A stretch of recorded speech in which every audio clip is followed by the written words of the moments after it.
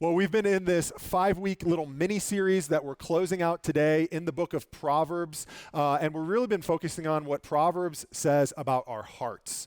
And if you can believe it, next Sunday is the start of Advent.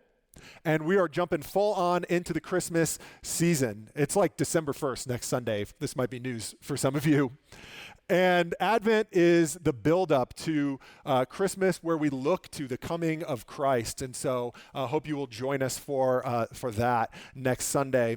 And what we've been learning about Proverbs is that the whole book is about how to be wise, how to have skill for living in this life. And so for the past few weeks, we've been looking at how the condition of our hearts is essential. Your heart is like your baseline operating system of your life. And so what actually is in your heart flows out of your heart into your life. And that's actually who you are and what you're like. It starts with the heart. And so this morning, we're looking at one very specific experience of the heart that is universal. To be human is to experience this. Sometimes in small ways, sometimes in large ways. Sometimes some of you are experiencing it right now. Some of you will in just a short time. Some of you have gone through periods where your heart has gone through this. And that is the experience of loneliness. That our hearts are well attuned and know our own loneliness. Loneliness has become a real problem in our country. I began to talk about this in the first service, and somehow Siri heard me and gave me a working definition of loneliness and started saying it out loud as I was talking. And so even Siri is aware of loneliness. And so it's being talked about a lot in our culture, a lot from kind of a sociological perspective. And even many of you probably saw, but last year, 2023, the Surgeon General, who oversees kind of the public health and policies of our nation, he issued a public health advisory. And it was entitled The Epidemic of Loneliness and Isolation. You can read it, you can Google it, read it. It's an 80-page PDF that looks at how over really the last 20 years, so starting in about 2003, we've just seen accelerated rates of loneliness in the U.S. And he was saying that we need to be addressing this issue on the same level as other major public health concerns. So we need to take it seriously like we do tobacco use and obesity and substance use. In fact, he even compared the physical ailments associated with periods of loneliness and isolation to smoking 15 cigarettes a day. Which is like, at least if you're smoking, you're probably doing it with people, you know? Not condoning. Anyway, good start. Loneliness has been associated with pretty large increases in risk of heart disease, stroke, developing dementia, and even premature death. And all of these things were trending like around the last 20 years. So right about when a certain device was introduced into our life is when we started seeing all of these trends. And then this is way before the pandemic, but then when the pandemic hit, it just kind of threw gasoline on it, and it just became like an accelerant to the epidemic of loneliness. This is true across every demographic. The author, Derek Thompson, who writes in The Atlantic, he wrote a good article last year called Why Americans Suddenly Stopped Hanging Out. And that's keyword Americans.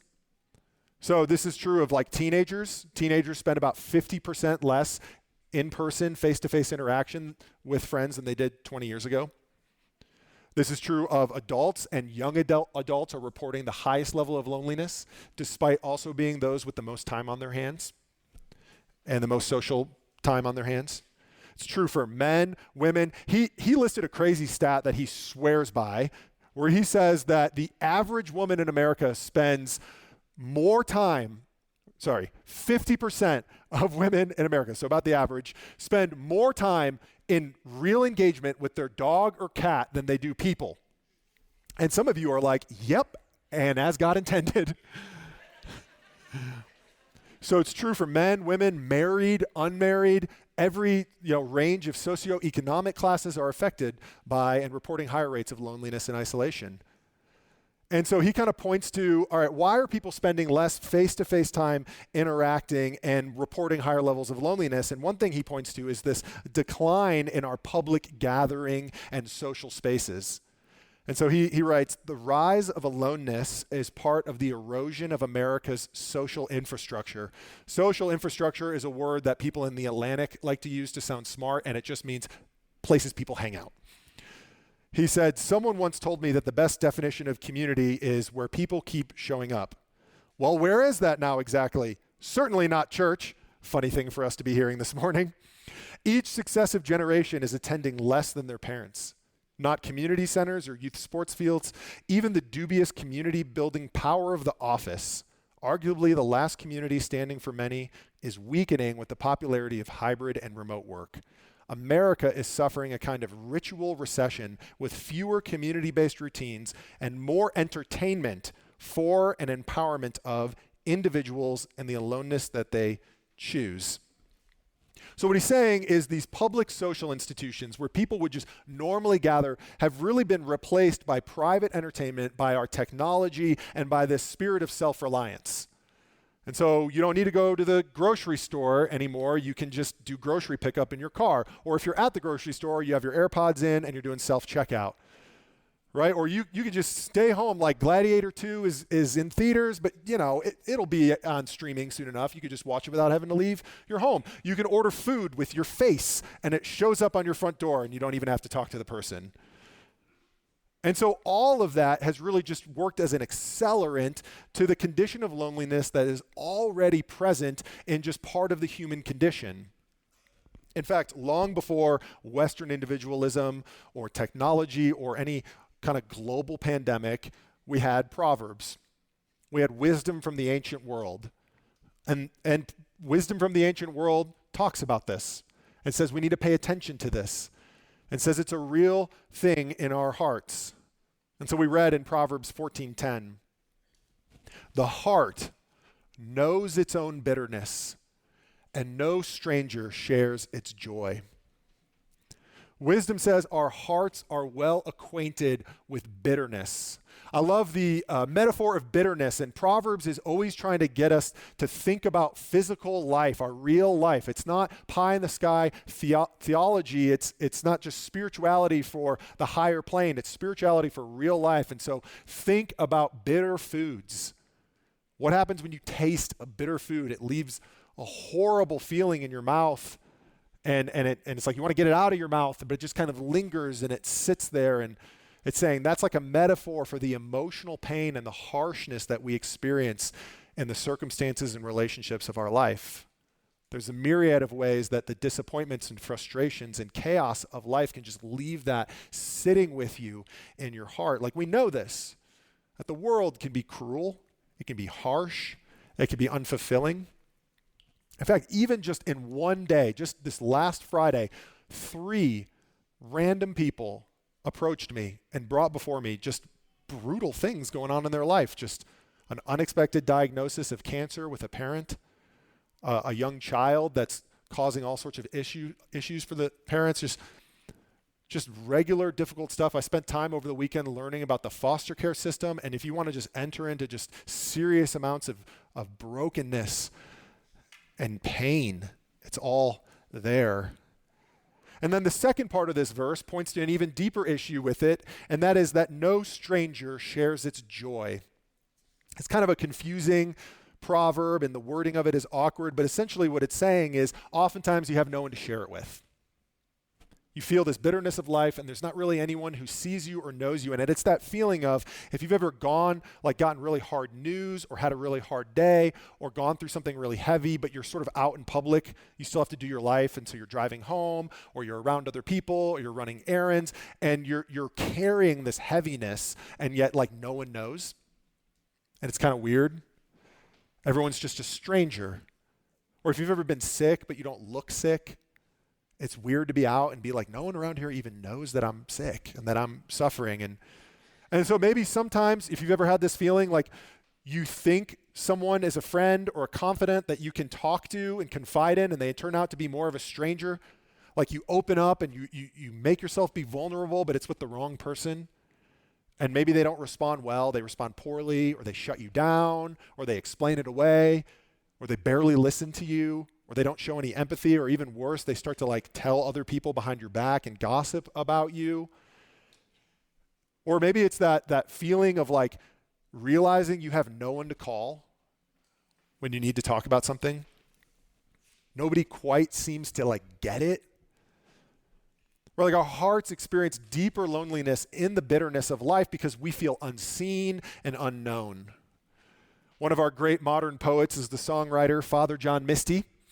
Came out with an album this last weekend that's really good, but he wrote in a song years ago this really nihilistic song about all that goes wrong in the world and all that's just messed up in our world. And then he adds, oh, and by the way, no one ever really knows you and life is brief. Just going to leave that one with you. And he goes, what's that got to do with the black hole in me? It's like this pit of longing wells up in our hearts to be truly known, to be truly seen. It could be in brief moments, like you could have a pretty good life and be living pretty well, but then for whatever reason at the end of like maybe spending time with people or just going through a hard day, there's just a tinge of melancholy and of just like pain and grief. And you're like, oh, what's that? Or it could be long stretches of your life of feeling just totally unseen and alone. So what do we do with this feeling? What do we do with it?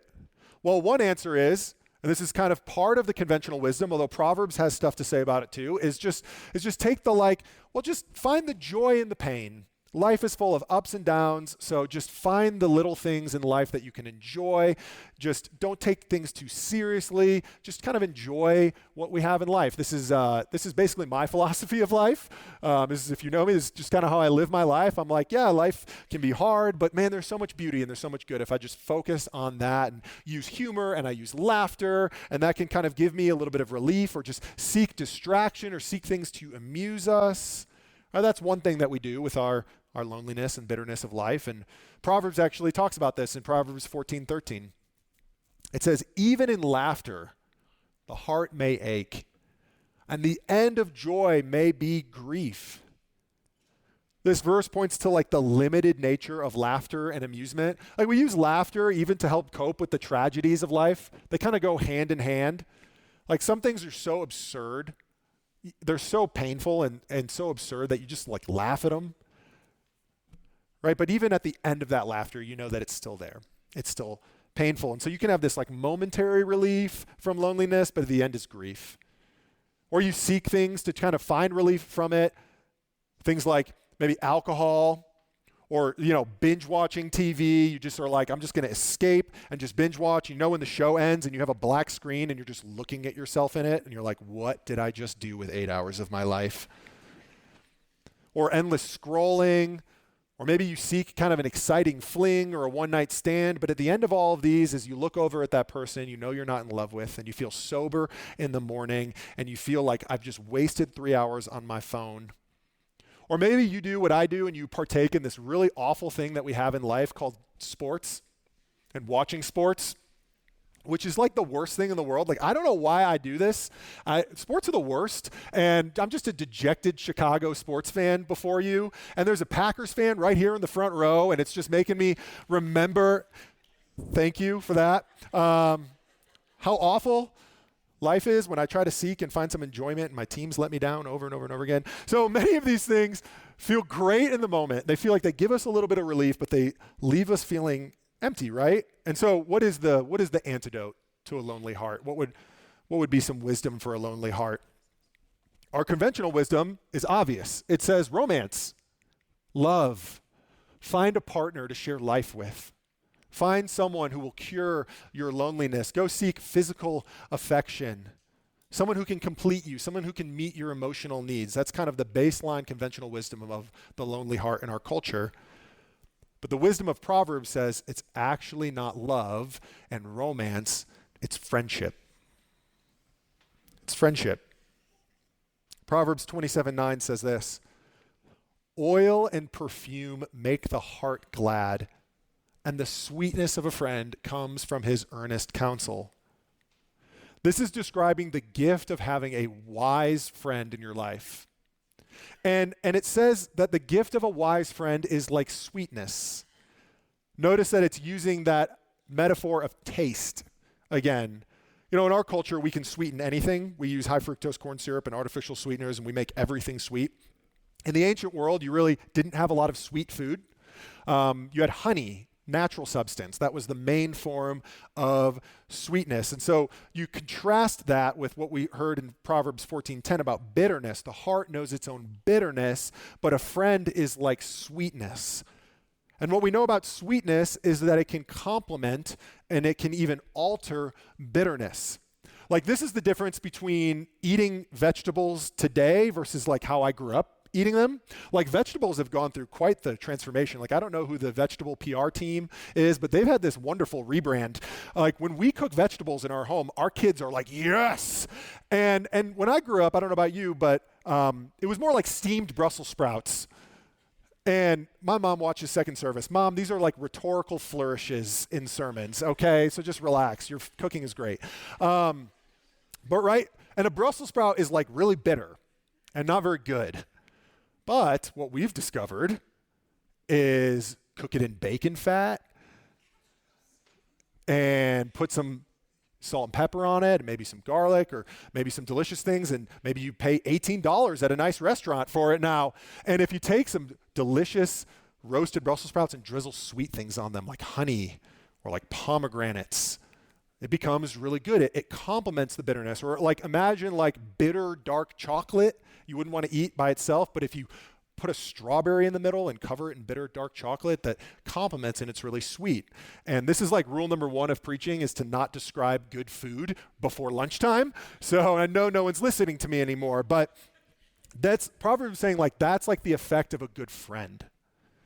A good friend takes away from the bitterness and the sting of life, and it brings a kind of gladness and joy in the pain. Notice the other things the proverb mentions. It mentions oil and perfume.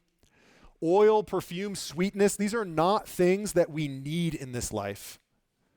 Like, these are not survival things. These are good gifts from God given to us to enhance life, to make life more enjoyable. Like, we could just have calories and we could all smell neutral. But it's better when we have our senses engaged with things that bring us joy and gladness. C.S. Lewis wrote a really amazing, profound essay on friendship. It's in his book, The Four Loves. And he talks about how friendship isn't even really necessary for life. It's more of an extra or an add-on to life. He says, friendship is unnecessary like philosophy, like art. It has no survival value. Rather, it is one of those things which give value to survival.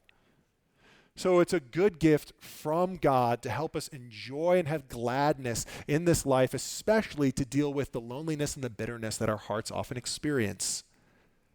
So what does Proverbs say about like what friendship is? Like, what's a true friend? Well, it has a lot to say about it, and we really can't cover it all in our time this morning. And so there's time to even go much deeper on what it says. But Proverbs 18:24 says this. It says, a man of many companions may come to ruin, but there is a friend who sticks closer than a brother. Notice the contrast that this proverb is setting up between the top line and the bottom line. And it happens between the words companions and friend. This was originally written in the Hebrew language, and these are actually two separate words for companion and friend. And the Hebrew word for companion just refers to like it's a generic term for kind of associates. So people that you just are interacting with regularly in life, your coworkers, your neighbors, your local barista. A big fan of the barista at Corvus. We go there a lot as a staff here, and she started giving us kind of that 10% neighborhood discount, so big fan of her as a companion.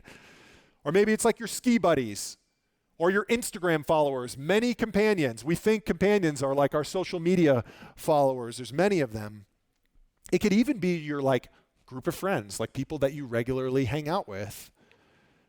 But then contrast that with the word friend, and the word friend is actually not a noun. It's a verb, and it's the word that means to love. So a translation could go like this: a man of many friends may come to ruin, but there's one who loves you, who sticks closer than a brother. And the key to the idea of love, of what love is, this is actually a word that's often used to describe God. And it's not just like emotion and how one would feel about you. It's action-oriented. Like I said, it's a verb. And so it's how they treat you and their action in life towards you. And the key word is that it sticks. A friend sticks, which for whatever reason made me think of how when we were kids, I don't know if you guys know this, but if you lick the back of a gummy bear and put it on someone's shirt, it will not fall off. Kids, you can try this with your parents later.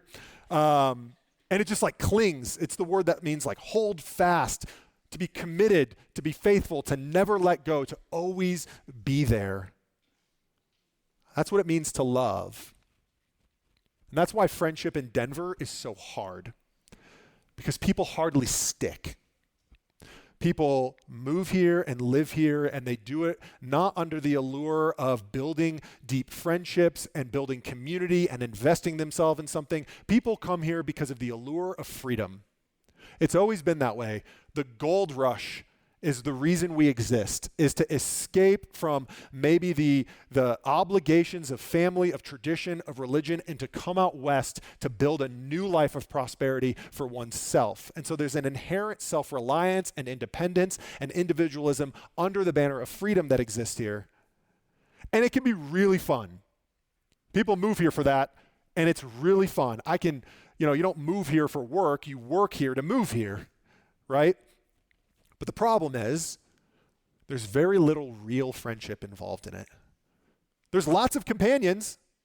There's your ski buddies and your biking buddies and your drinking buddies and your camping crew, and God forbid your fantasy football league or your pickleball league or whatever it is. We are just like, we congregate around hobbies, and that's fun. Like I do that. But without consistency, without obligations to one another, without a real community, there's no rootedness, there's no true relationships, and there's little strong friendships, which is why, just in my experience, I'm probably on my third or fourth round of friends here, because people move here, and then they move away, or they go through a different life stage, and they have a kid, or they move to a different part of town, and they're just kind of gone from your life. And it leaves many people in this city feeling empty, feeling disappointed, feeling alone. And so the point of this proverb is you need more than just a lot of acquaintances. Like you need deep friendship. And a friend sticks, as it says, closer than a brother.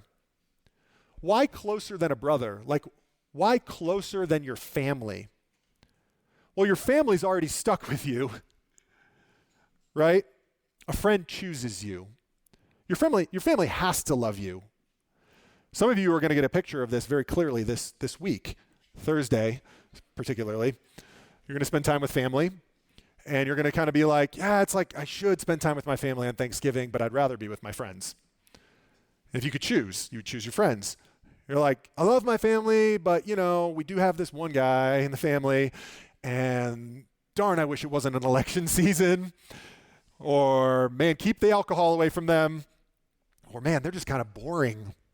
But you go and you know it's important and you know it's right. You're obligated to them because they're your family.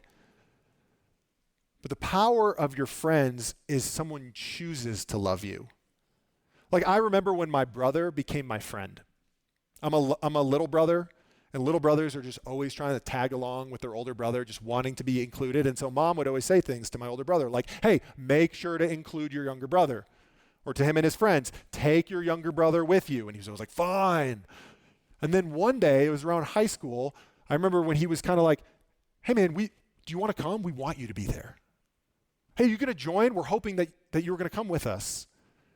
And that totally shifted because he didn't just have to anymore. Now he chose to. See, a companion is with you until it's inconvenient, but a friend will stick by you even at their own expense. In the New Testament, in Romans 12, the Apostle Paul is exhorting the church to genuine love to one another. And he's just listing all of these things that show what genuine love looks like. And he gives us a really great picture of what friendship looks like in Romans 12:15. He says, rejoice with those who rejoice. Weep with those who weep. So a friend sees you weeping, sees you grieving, and takes on your grief and weeps with you as if it's their grief. Now, doesn't that make life harder for them? To not grieve things? We already have enough of our own grief. Why would I take someone else's grief? Or a friend sees you rejoicing sees you celebrating something, and they join in to celebrate something just because they want to see it maximize your joy. So have you ever gone like way out of your way on a birthday present for a friend? Or spent all this time sort of like lying behind their back just to surprise them with something like a party? You put all this effort in, really you get nothing out of it. It doesn't benefit you. It's not for you. It's just for them, to celebrate them. And so it hurts to love a friend. It causes sacrifice. It causes giving up things of ourselves, but we do it because we choose to love somebody. And so now, of course, one question I could ask you, like one place we could start with this, and maybe what some of you are already thinking is like, do you have friends like this? And that's one question to ask. Like, do I have friends like this? I kind of want friends like this. I wish I had friends like this. But maybe I think a better place for us to start would be, are you this kind of friend? Are you this kind of friend to the people in your life? Like, you know that friendship is something that you have to intentionally put into practice. You can't just expect it to happen on its own. Like, do you stick? Can you be relied upon? Are you a phone call for someone when they need to weep or to rejoice? Do you love another person even when it's inconvenient for you or it requires sacrifice from you? Like, here's one thing I know. You will never have people in your life that see you and know you the way that you long to be seen and known unless you're ready to do the same for others. And I don't know why we become friends with some people and not others. Like C.S. Lewis will say in his essay that the best way to not have any friends is to always be looking for them, is to like be the number one thing that you seek. Right, so friendship is a mystery. I don't know why we just really connect with some people. I was thinking back to like my best friend came out of freshman year of college. He lived across the hall from me, and we kind of knew each other. But then one day, for whatever reason, we skipped class and watched the movie Hardball together with Keanu Reeves. I don't know if you know about the end of that movie. I won't spoil it, but there was some dust in our eyes in the room, and we looked over each other, and both were crying. And we've been best friends ever since. I don't know why. It's God's sovereignty and God's timing for things. But I know unless you're ready to show up for other people, to love other people, even to when it hurts you, then you'll never have friends like that in your life. And even if you're fortunate enough to have friends like this, by the way, and I hope you do, like we should know that even the best friends in the world cannot fully meet the longings of our hearts, right? We will still experience that disappointment or frustration because friendship is really limited. It's sweetness to bitterness. It's laughter for dealing with the hardships of life in the midst of grief. And sweetness to bitterness gives a little bit of relief from it, and laughter gives a little bit of comfort and joy in the midst of hard things. But like at the end of it, a friend, one person, could not bear the entire weight of our emotional needs, our relational needs, and our expectations. That is way too much to put on another person. And if you do that, you will always end up frustrated. You will always end up disappointed. It's what leaves people in the church saying things like, man, I just didn't really connect. Like no one ever noticed me. No one ever reached out to me. I was always the person pursuing. I was always the person reaching out, and it was never reciprocated. And so I'm just kind of done trying, right? It just leaves you with that grief. It's because you've put a responsibility on another person that is crushing, and it just sets you up to be let down even harder. But we have to situate the wisdom of Proverbs and what it says about friendship into the grand scheme of the whole Bible, because the Bible actually says a lot more about friendship. And I think there's one thing in particular that we really need to meditate on and to think about this morning. The night that Jesus was arrested, and the night before he was crucified, he actually threw a dinner party with his closest followers, with his closest friends. We call this the Last Supper. And in the Last Supper, he actually spent time teaching them what would be the meaning of the events of his death that were coming in just a short time. And we have a great block of teaching, John 13 through 17, this long stretch over the course of this long dinner with many courses, this Passover dinner. Jesus would just teach them and reveal things to them. And he says something so unbelievably profound that changes like the entire landscape of friendship. And so we should really spend time thinking deeply about what this would mean. This is John 15, 12 through 17. Here's what he says. This is my commandment. He's speaking to his 12 disciples. This is my commandment, that you love one another as I have loved you. Greater love has no one than this, than someone lay down his life for his friends. You are my friends if you do what I command you. No longer do I call you servants, for the servant does not know what his master is doing, but I have called you friends, for all that I have heard from my Father I have made known to you. You did not choose me, but I chose you and appointed you that you should go and bear fruit and that your fruit should abide, so that whatever you ask the Father in my name, he may give it to you. These things I command you so that you will love one another.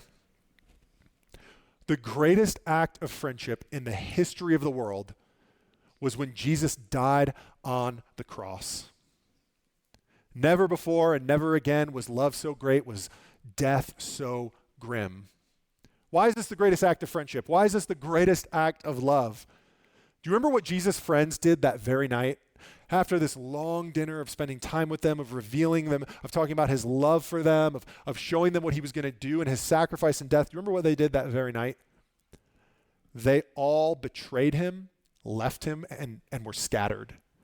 In fact, just shortly after this, he goes into the garden to pray, and he's clearly in like bitter agony, like bearing the weight of the grief of life on himself, and he's praying, and he's like, all he wants is for his friends to just be with him and to pray with him, and they fall asleep. And then remember Judas, who had known him for years and been part of the inner circle of 12, sells him out and betrays him. Peter, like one of his closest friends, openly denies him and abandons him in his greatest moment of weakness. So Jesus, when he goes to the cross, he is left utterly alone and without friends. A man of many companions may come to ruin, but there's a friend who sticks closer than a brother. Jesus came to utter ruin, not because he left them, but because they left him. His friends turned out to be mere companions, not those who stick. These are the ones who had known Jesus for 3 years, who had been with him. He knew them, he saw them, he loved them, he showed them the Father. He was unconditional in his grace for them, and they just left him to die a brutal death on a Roman cross, totally alone, bearing the bitterness and grief of the world, tasting the bitter cup of God's wrath and judgment, forsaken, lonely, and he did it all willingly. He told them he was going to. Greater love has no one than this, than someone lay down his life for his friends. Been reading the Harry Potter books to my kids, and we finished the first couple. And in the first one, there's this really great story. You remember Harry and Ron are like friends right away. They just like hit it off. Like kind of the mystery of friendship is we don't know why it happens sometimes, but they just like right away are friends. But who will eventually become their good friend Hermione is not really part of their friends. In fact, they're kind of like enemies at first, and they don't like each other, and they find her insufferable, and she finds them really annoying, and there's this like rivalry. And it all shifts when one night when the troll gets into Hogwarts, and they notice that the troll is headed to the women's bathroom where Hermione is. And so Harry and Ron run in there, and they save her from this troll. And there's this like little line that from that point on, they were friends, because you don't go through something like that and not become friends. What shifted? What forged the friendship is because she saw them come to her rescue and put their life on the line to save her. And she knew from that point on that these two people would do anything for me, even to the point of risking their own lives for me.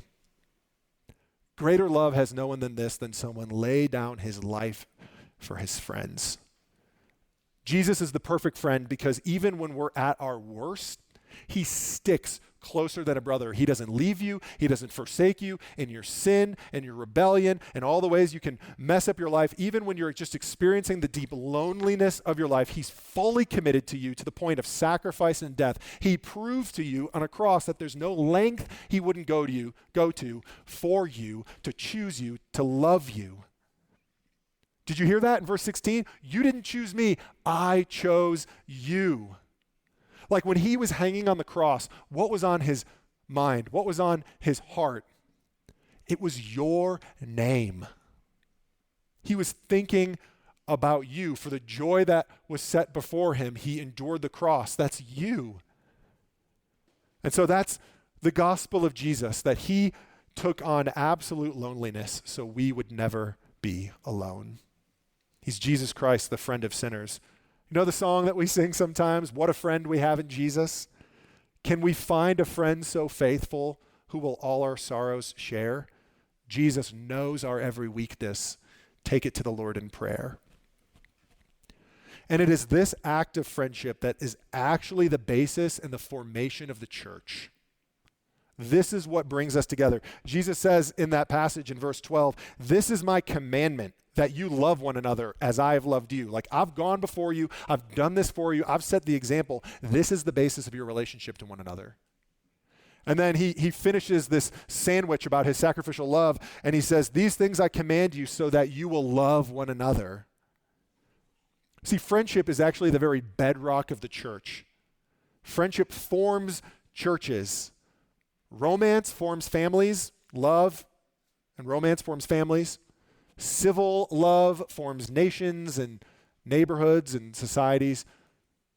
Friendship love forms churches. And you know, some of us have a lot in common in this room, like we would be friends in or out of church, but some of us not so much. In fact, if you've ever visited other churches and other places, or if you've gone to other places around the world and worshiped in other languages and other people groups, you know and you experience this great connection and this great affinity to people that you have almost nothing in common with. Like, what is that? All of us have been drawn together and chosen and loved by Jesus Christ, and we've been called to imitate the self-giving love of Christ, and that is the most deep and significant thing you can have in common with another person. This is why Christian friendship is like the deepest kind that you can have on this earth, because its basis is rooted in the sacrificial, self-giving love of Christ, and there's nothing greater than you can share in common with someone. And so, what would that look like for some of us this morning? Like, everybody kind of comes in a different place when it comes to friendship. Some of us wish we had better friends than we did. And I think there are some of us who've maybe been aware that we've probably not been the best friend lately, or we've been showing up with kind of like selfish intention, not thinking about others. And this is just a great opportunity for you this morning to just repent of that and just to see the wisdom of Proverbs, to start showing up for those in your life that you've been neglecting, that you've forgotten about, and just take a step deeper into community, not just for your gain, but ready and prepared to love others.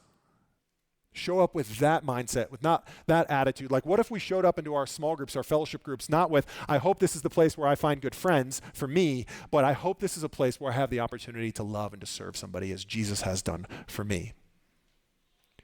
And then there's those in this room who are just in a season of maybe deeper loneliness and longing for true friendship. Like, you hear this and you're like, I just really do wish I had people like that in my life. Like, it's painful to not. You desire the kinds of friends and community that Proverbs is discussing here. And it's just a great opportunity for you to bring that before the Father, your Father who loves to bless you and to give you good gifts, for you to bring that. You just desire friends in your life, to pray for that, to be even specific about what you're hoping for and about what you need, and then show up and just expect that your Father wants to bless you with that and to give you good gifts, and that the church can be a place where that could get worked out in your life. And then finally, I think some of us this morning, what we purely need is just to see the love of God in Christ Jesus on the cross. To see this incredible act of friendship, this unbelievable friend that you have who will never forsake you, who will never leave you, who will never leave you alone. He's committed to you to the point of his own death. I was thinking about this. I'm like, sometimes I weigh whether or not I even want to drive someone to the airport because it's so far away. I'm like, is that worth my time? And there's Jesus hanging on the cross for me. And so see him. He's not distant. He's not just a holy, up in the sky God. He's a friend who's invited you into friendship with Father, Son, and Spirit. So see that great act of love and receive him as a friend. Let's pray for that this morning. Father, I come to you this morning on behalf of my friends, and I know there's so much more that you have to say to us about friendship. There's so much more wisdom. There's so much more that Proverbs would say about how a friend is honest and that a friend is speaks at certain times and doesn't speak at others. And there's just, I feel limited in what we could cover. And so I just pray, Lord, that you would be very clear with individuals in this room about what exactly they need. If there's a lonely heart here this morning, Father, I pray that you be near to them with the grace and mercy of Jesus, that you would provide tangible people in their lives who can help bear that burden and point them to who ultimately can take that burden, which is your Son, Jesus. I pray, Lord, as we come to your table, that you renew us in the self-giving, self-sacrificing love of Christ crucified and resurrected. In his name we pray. Amen.